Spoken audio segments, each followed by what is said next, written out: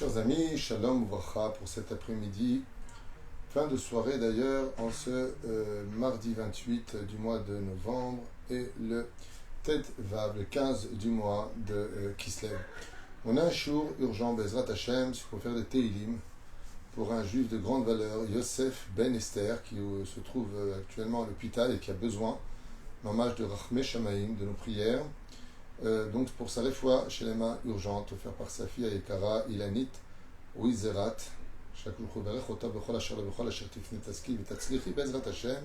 et elle demande un sujet pour Bezrat Hashem, secours. Un pas vers Hashem, c'est quoi exactement? Et sommes-nous obligés de faire Teshuvah? Un sujet prenant, un sujet intéressant, qui parle à chacun de nous, je suppose.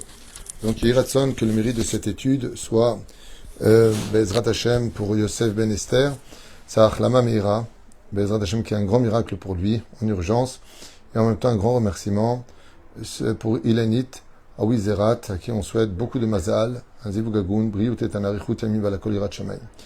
Pour elle, ainsi que pour toutes les personnes en difficulté, toutes les personnes malades de notre peuple, Achlama Meira ou briut et et tout ce que vous désirez. Et on commence donc à développer dans un shiur qui m'a été demandé donc à l'instant, en urgence, pour un pas vers Hachem. Alors qu'est-ce que c'est faire un pas vers Hachem? Vous savez que pour comprendre cela, d'abord, la première base, c'est de croire en Hachem. Et de croire en Dieu n'est pas suffisant, parce qu'on peut croire en Dieu et l'avoir dans le cœur. Ça veut dire que beaucoup de gens se tiennent toujours à l'idée de dire « Dieu est dans mon cœur, je l'aime, c'est entre lui et moi, et il n'y a pas besoin de plus que cela ». Eh bien, il suffit simplement d'imaginer que vous tombiez amoureux d'une personne qui ne s'engage jamais en rien, qui vient jamais vous voir, qui ne vous appelle jamais, qui ne vous offre jamais rien pour vos anniversaires, mais qui te dit « n'oublie pas que je t'aime ». Ça s'appelle des paroles en l'air. En d'autres termes, dans le judaïsme, aimer, c'est prouvé par des actes. Et donc le Créateur du monde, quand on lui dit « Ve'afta et Hashem Elokecha », alors il te dit « Comment ?» Comment est-ce qu'on doit aimer Dieu? De tout ton cœur, de toute ton âme et de tous tes moyens. Donc on voit ici qu'il y a pensée, parole et action. Il n'y a pas simplement un Dieu qui se trouve dans le cœur. Et donc faire un pas vers Dieu veut dire prendre sur soi quelque chose qui démontre par là au moins deux dimensions. La première, c'est que je crois en la Torah puisque je prends sur moi la mitzvah de telle et telle chose pour moi, pour soigner mon père, pour soigner mon frère, pour soigner, libérer les otages, prendre sur soi la mitzvah pour une fois de la tsniout, de prélever la chala, de prendre sur soi 2 jours par semaine de la tsniout, de ne plus parler des uns et des autres. Il y a tellement de mitzvot, ou pour un homme l'étude de la Torah, la mitzvah de Tfilin, d'embrasser les mezuzot, à toutes sortes, même si c'est pas une mitzvah d'embrasser les mezuzot, c'est hidur mitzvah. C'est comme une mitzvah, c'est bien, ça montre de l'amour. Hein, ça grange pas. Ça me fait rire quand je vois des gens qui sont mechalel Shabbat et qui embrassent les mezuzot. N'embrasse pas la mezuzot, qui n'est pas une mitzvah absolue, et soit Shomer Shabbat, qui par contre est une mitzvah absolue. Mais faire un pas vers Hachem veut dire être capable au moins de se retourner vers lui. Ça veut dire de comprendre qu'il n'y a que lui, que Bémet. Même quand les médecins disent que tout est fini, eux ils parlent sur le domaine technique, à l'image d'un plombier qui dirait bon mais le tuyau il est comme ça et il faut changer tel et tel boulon. Mais dans le domaine de la création divine, il n'a pas besoin de tout ça, il peut faire vivre quelqu'un comme il veut, s'il veut, et au moment où il veut. Alors c'est vrai qu'on est dépendant d'un monde rationnel, et que Berapo Yarapé, quand les médecins disent quelque chose, ça a aussi une signification. Mais n'oublie pas que ce même Dieu qui t'a dit que les médecins seront là pour te guérir, ils ne sont pas là pour définir qui vivra ou qui mourra. Dieu te dit ça, c'est entre mes mains, mais si tu le mets vers moi. La reine, il est impératif. Quand on veut acquérir quelque chose, de l'acheter. Eh bien, c'est pareil. Faire un pas vers Hachem, c'est d'abord reconnaître qu'on est une créature et que c'est le Créateur, qu'il est Dieu, et que nous sommes son peuple, que nous sommes là pour lui. On est là pour le servir. Et on prend une mitzvah. Et cette mitzvah-là, elle a des conséquences. Des conséquences dans des mondes parallèles qu'on ne voit pas pour l'instant, mais qui existent. Des mondes qui se divisent en 7 mondes différents. Par des couloirs de lumière, d'amour et autres. Mais ils existent, ces mondes. Et c'est pas parce qu'on ne les voit pas qu'ils n'existent pas. On a eu des témoignages de milliers d'individus qui ont raconté que, même mort clinique ou ailleurs, ils ont vu que chacune des prières, que chacune des actions que nous faisons peuvent changer les choses. Fais quelque chose si tu veux tenir des résultats. Et c'est ça, faire un pas vers Hachem. Faire un pas vers Hachem, C'est marqué noir sur blanc dans la Torah. Faites un pas vers moi, et moi j'en ferai 1000 vers vous. C'est-à-dire, faites-moi un trou aussi large que le trou d'une aiguille, Ken, le chat, une aiguille, je crois qu'on dit. Et moi j'ouvrirai pour vous un monde plus grand que l'univers, comme une grande salle. C'est-à-dire qu'un jour, dès que tu l'appelles, la volonté de vouloir faire un pas vers lui provoque déjà qu'Akadosh Baruch Hu, il vienne t'écouter en te disant, tiens, tu te retournes vers moi. C'est le premier degré. Faire un pas, c'est prendre une mitzvah. C'est prendre une conscience. C'est prendre une réflexion sur son judaïsme, sur son Dieu, sa terre, son peuple. C'est ça, faire un pas vers Hachem. Celui qui fait ça Aliyah, il fait un pas vers Hachem. Mais là, c'est concret, c'est géographique. Donc, on peut faire un pas en prenant sur soi l'une des plus fortes de toutes les mitzvot de la Torah. Shomer Shabbat. Mettre les téphilines. Mettre de la tzedaka tous les jours. Prier pour son peuple. Lire des Teilim. Devenir un meilleur juif. Juger du bon côté tout le monde. Il y a tellement de mitzvot. 613 plus 7. Il y a le choix. La deuxième question qui est posée, et qui n'est pas des moindres, c'est la suite de la première question. Et elle dit, sommes-nous obligés de faire teshuva? Oui, nous sommes obligés de faire teshuva. Pourquoi? C'est ce qu'on va expliquer. Pour comprendre la dimension de la teshuva, qui veut dire le retour. Donc je ne fais pas simplement un pas. Maintenant, je reviens à la maison. Je reviens à mon origine. Ahmed, je vous dis franchement, j'ai fait 15 cours sur ce sujet-là. C'est une série de cours que vous trouvez sur Playlist, sur YouTube, ou sur mon site toratraim.net, qui sont tous intéressants les uns après les autres. Mais pourquoi on doit faire teshuva? Chers amis, d'abord et avant tout, il faut comprendre que la teshuva existait même avant la création du monde, puisqu'elle est le médicament de l'échec éventuel du libre arbitre de l'humanité pour lequel Dieu a créé le monde. Quand Dieu a créé l'homme, il a tout à fait conçu et imaginé que l'homme pouvait tomber. Pourquoi?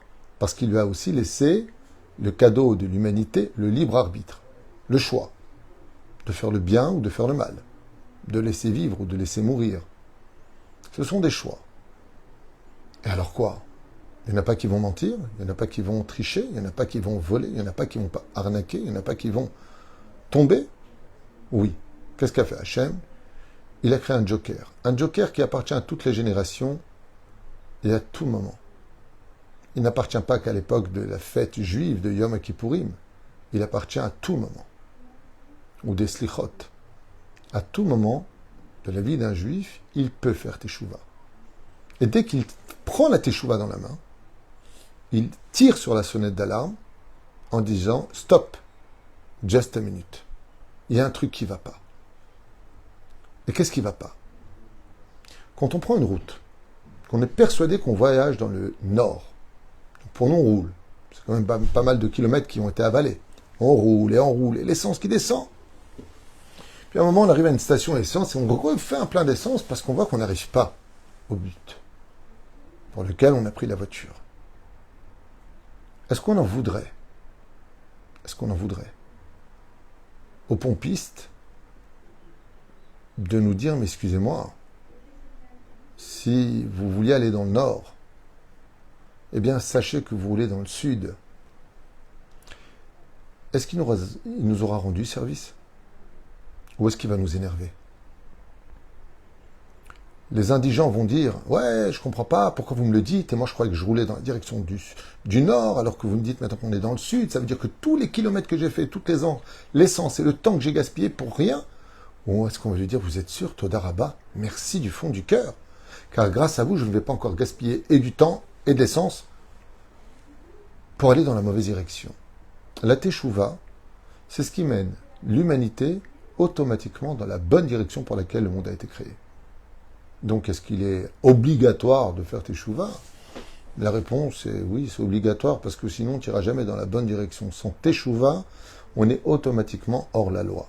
Et si tu es hors la loi, c'est dommage, parce que tu es en dehors de la direction qui t'amènerait là où tu devais aller. Et la question, c'est très bien, et où dois-je aller? Alors sache une chose, si Dieu t'a envoyé dans ce monde, depuis ta naissance jusqu'à ta mort, c'est parce que tu devais venir dans ce monde ramasser le maximum de mitzvot pour lequel tu rentreras ensuite dans un monde de lumière, dans le Bet Olamecha. C'est-à-dire tu vas aller Bet Olamo. Quand une personne décède, elle va dans son monde, pas dans le monde futur, dans son monde. Pourquoi on dit son monde à lui? Pour dire qu'en réalité, il ira dans le monde avec lequel il s'est donné le plus de mérite d'acquérir le plus de mitzvot possible pour acheter son monde futur et non pas manger le pain de la honte. Comme vous l'avez tous très bien compris et conçu, c'est qu'il est préférable d'être quelqu'un qui va au restaurant parce qu'il a les moyens d'y aller, de s'asseoir et de dire s'il vous plaît, pour se faire servir, en lui laissant un bon pourboire, qui va d'ailleurs se finir avec monsieur, revenez quand vous voulez, et non pas pour faire de lui un esclave, mais parce qu'il est payé pour ça, c'est son travail et il le veut. Il veut être appelé pour te vendre et pour recevoir plus. Que celui qui est SDF et puis qui attend devant la fenêtre du cuisinier s'il veut bien lui laisser peut-être les restes d'un plat au lieu de les jeter à la poubelle. Quand on n'a pas fait de tchouva, on ressemble à ce SDF qui allons dépendre d'une pitié totale, peut-être d'un tzaddik qui est décédé, pour qu'il nous rappelle à lui, nous donne un peu de son mérite pour monter un peu dans la lumière. Et quand on a les moyens d'avoir fait Torah et Mitzvot, qu'on a fait Teshuvah, là, j'ai pas besoin d'un tzaddik, j'ai pas besoin de quoi que ce soit, je viens avec de l'argent sur moi, qui sont des Mitzvot spirituels. Et là, je dis, pourquoi moi, je peux pas avoir cette lumière là-haut, t'es très très haute. J'aime bien, c'est exactement ce que je voudrais. Mais est-ce que tu as les moyens de la payer avec tes Mitzvot? J'ai Shomer Shabbat, Shomer Nida, Shomer Negiah, Shomer... Je mets les tefilines, je suis dans la Torah des mitzvot, j'en ai fait des millions de mitzvot. Je n'ai jamais cessé d'aider toute personne, j'ai toujours été bon, j'ai toujours été très très très vigilant dans la façon de faire la Torah des mitzvot. Chaque seconde de ma vie, je pensais à Dieu, j'étais avec lui, même en moment de livre, je faisais au moins un télim. J'allais à la Beth Knesset, chaque pas que tu fais pour aller à la synagogue, tu crées des anges. Ces anges s'appellent de l'argent spirituel. Et donc, là, tu ne peux pas dire, est-ce que tu peux me donner les restes du plat? Non, je veux aller là-bas. Tu vas dans le monde que tu auras les moyens de t'acheter avec le mérite que tu auras acquis pendant 70 ans, 80 ans ou 100 ans de vie. C'est à toi de décider. Donc, est-ce que c'est une obligation de faire tes chouvas? Demandez à tous les morts s'ils pouvaient vous le dire à voix haute. Il faudrait être bête pour mourir sans faire tes chouvas. La grande question qui se pose, c'est qu'est-ce que c'est vraiment faire tes chouvas? On connaît des gens qui sont très pratiquants et qui se conduisent comme des ordures aussi, vous savez. Il y en a des fous. Il y en a des fous. Il y a même des gens qui se prononcent au nom de la Torah et du Talmud et qui vont embrasser nos ennemis, manifester avec eux au nom de la Torah. Il y a des fous comme ça. Ça a toujours existé jusqu'à l'avenue du Mashiach, où il les enverra certainement dans un hôpital psychiatrique. Mais il y a des Anashim Kaele qui, au nom de la Torah, vont être anti-Torah. Au nom de la Torah, vont être anti-Am Israël. Il y en a. Je vous affirme qu'il y en a. Pas beaucoup, mais il y en a. Alors qu'est-ce que c'est faire Teshuvah? C'est que la pratique de Torah? C'est une question de technique? Non. La Torah, c'est d'abord la première règle de la vie. Faire la différence entre ce qui est bon de ce qui ne l'est pas. Pas selon mes critères personnels ou mon éducation ou ma culture, mais selon la volonté de Dieu dans ses commandements divins à travers la Bible, qu'on appelle la Torah, la Gemara, la Mishnah avant, et puis la Halacha qui va définir comment me comporter, car on ne sort pas des Halachot directement du Talmud. Nous avons les Rishonim, le Rosh, le Rif, le Rambam. Et c'est pour cela que faire Teshuvah a pour première donnée qu'est-ce qui est bon de ce qui ne l'est pas, selon Dieu. C'est être capable de placer ses deux yeux dans le miroir de Dieu lui-même, c'est-à-dire de voir le monde entre les forces du bien et les forces du mal comme lui les voit. Prenons un exemple classique. Une femme sort en jupe courte, un homme fume une cigarette le Shabbat. Pour eux, il n'y a pas de mal. J'ai rien fait de mal, je ne suis pas à poil, la fille va dire voilà, j'ai une jupe courte, ça va, j'ai tué personne, je ne me conduis pas facilement. Oh, on se calme les mecs. Oui, mais Alpi Torah, c'est assourd. C'est interdit. Pour toi, t'as rien fait de mal. Comme le mec qui fume le Shabbat. Ben écoute, il y a marqué Shabbat Vainafash. Moi, je fais rien de mal. Je tue personne, j'embête personne, je suis à ma place, je prends une cigarette, j'allume, je l'ai payé mon briquet, j'ai payé mon paquet de cigarettes. Pourquoi vous voyez le mal partout, les religieux? Mais nous, on voit pas de mal. C'est marqué, Veshamrou Israël, Ben Israël est à Shabbat, la Asot est à Shabbat. Il faut être Shomer Shabbat. Dans l'instant T, pour moi, de fumer une cigarette le Shabbat, je vois pas où est le problème. Dans le monde d'en haut, tu n'es pas Shomer Shabbat, donc tu as perdu ton identité, donc tu perds ton monde futur, donc tu n'es...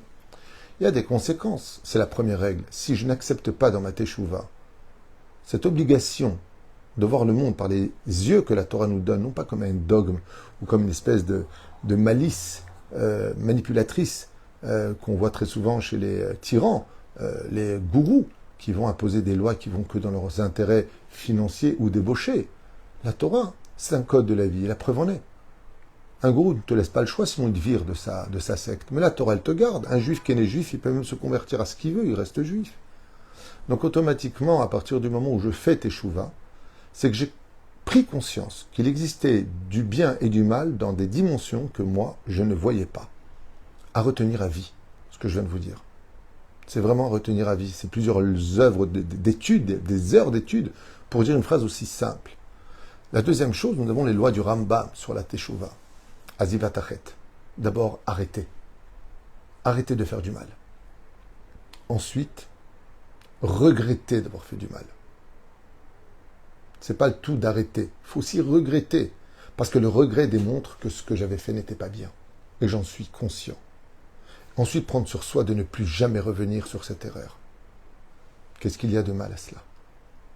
Vous savez, moi je compare souvent la teshuva à une relation entre une mère et son enfant.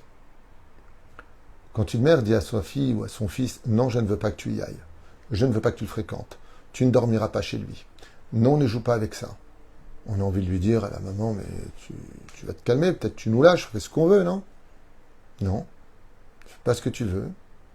Parce que cette personne-là, elle a une mauvaise réputation. Parce que le jeu avec lequel tu joues est dangereux. Il y a plusieurs enfants qui se sont coupés. Parce que là où tu veux aller, il y a eu beaucoup d'incidents. Mais toi, tu es trop petit pour le comprendre.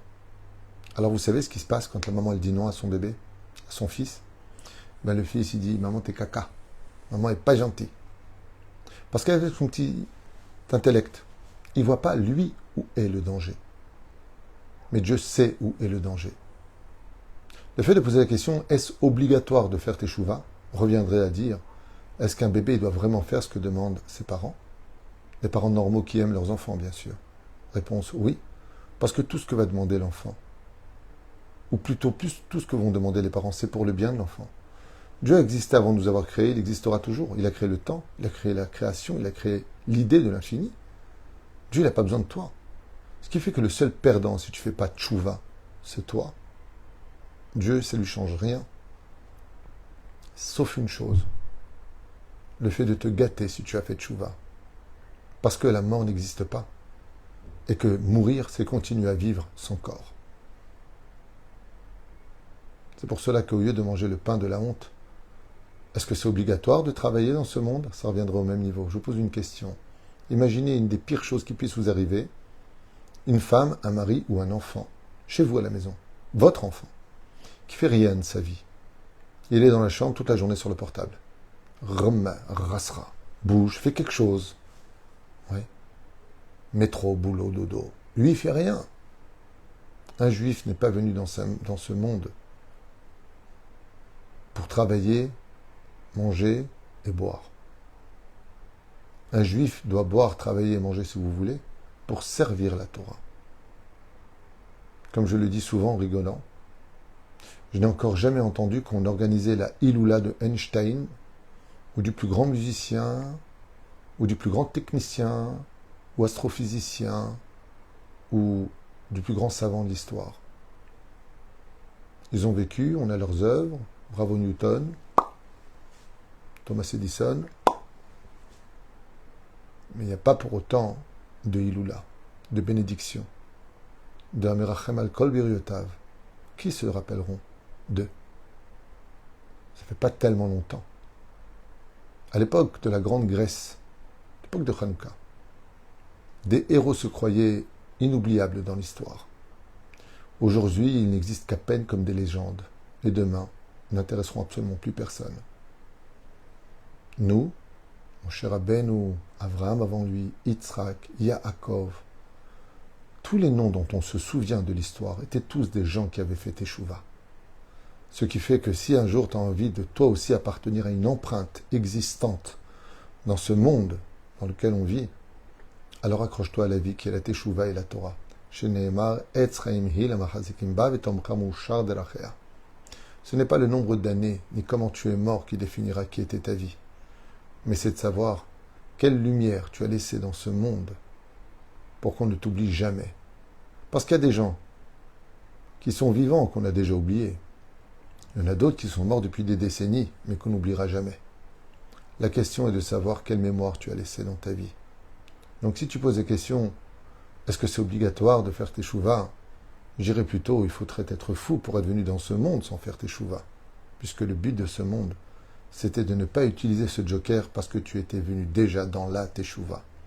La reine Bezrat Hashem, en espérant que ces quelques paroles de renforcement, de Chizouk, Yalou Bezrat Hashem pour l'extraordinaire Refouach Lema qu'on attend d'Hachem, dans sa grande miséricorde, Yosef Ben Esther, Bezrat Hashem, et une grande réussite pour Ilanit, Awizerat, et toute la famille Bezrat Hashem, qui est Shmoot, Yeshuot, Venechamot, et que le mérite de cette étude, y allait laim les Srout, les Nissim, Beniflaot, en ce mois de Kislev, pour lequel nous avons fait ce shiur, pour sa Refouach Lema, avec sa permission pour tous les otages encore maintenus dans de terribles conditions, comme maintenant aujourd'hui ils ont le droit de parler, mais ils étaient vraiment tenus sous menace de venir avec un bon visage, alors qu'ils sont enfermés dans des conditions absolument abjectes et inhumaines, dans des caves noires, 22 heures dans l'obscurité.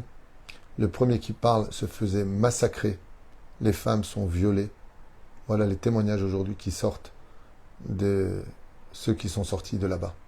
De femmes âgées, de femmes terrifiées. Et je ne parle pas du reste. Ils ont le droit d'un bol de riz par jour uniquement. Ils doivent se retenir pendant des heures, voire des journées avant d'aller aux toilettes. Et jusqu'à aujourd'hui, ne se sont pas lavés une seule fois. Une seule fois, ils n'ont pas pu se laver. Vous imaginez. Mais bon, c'est nous les bourreaux et les victimes.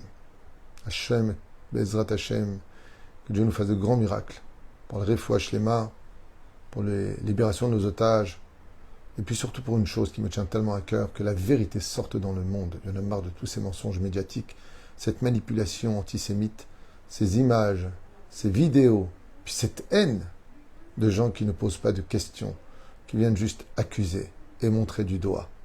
Une destinée d'un peuple qui subit depuis des décennies cette injustice, mais qui ne m'inquiète pas trop. Parce que comme je l'ai dit dans plusieurs vidéos, quand Israël subit quelque chose, en général la redondance, c'est qu'elle arrive jusqu'à ceux qui nous ont fait du mal. Nous, on a eu le Hamas en Israël pour nous pourrir la vie. Ne vous inquiétez pas, la destinée qui attend le monde ne sera pas forcément rose. C'est dommage qu'on ait toujours les marteaux qui détruisent notre propre civilisation. C'est dommage. C'est dommage. Surtout pour la France, je le dis à voix haute, moi j'ai pas honte de le dire. Moi j'ai vécu en France jusqu'à l'âge de mes 20 ans. J'y suis souvent retourné. Israël est mon pays, c'est mes yeux.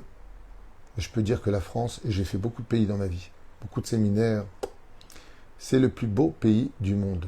C'est un des plus beaux pays, c'est un pays qui a du cœur, qui aide tous les étrangers, qui tend la main. Moi personnellement, je connaissais la France du nord au sud, enfin pas trop le nord, plutôt le Paris jusqu'au sud parfaitement, Lyon et Dijon et Bordeaux. Et très beau pays. Quel dommage. Quel dommage qu'une culture, une civilisation aussi riche que l'histoire de France perde son temps à cracher sur un peuple qui n'a su que lui apporter du bonheur. La France a vendu ses Juifs pendant la Deuxième Guerre mondiale pour récupérer des milliers d'étrangers qui ne sont pas forcément tous venus pour relever la France. Shem Yazor, Bezrat Hashem Itbarach, avec l'avenue du Melech HaMashiach Tzidkenu B'mehera B'yameinu Amen V'Amen. Voilà, c'était un petit parenthèse, un cours qui m'a été demandé à l'instant, donc je le fais en urgence pour sa Refouach Lema. Yeshe Barach Avotonu Ram Sav Yaakov Rech Tashamatov Yosef Ben Esther, הנמצא במצב קשה, שהקדוש ברוך הוא ייתן לו וישלח לו רפואה שלמה, והחלמה מהירה. Et que ce que Dieu a décidé se passe, parce que quoi qu'il arrive, on reste confiant en sa décision. Kol Tov v'Leitraot.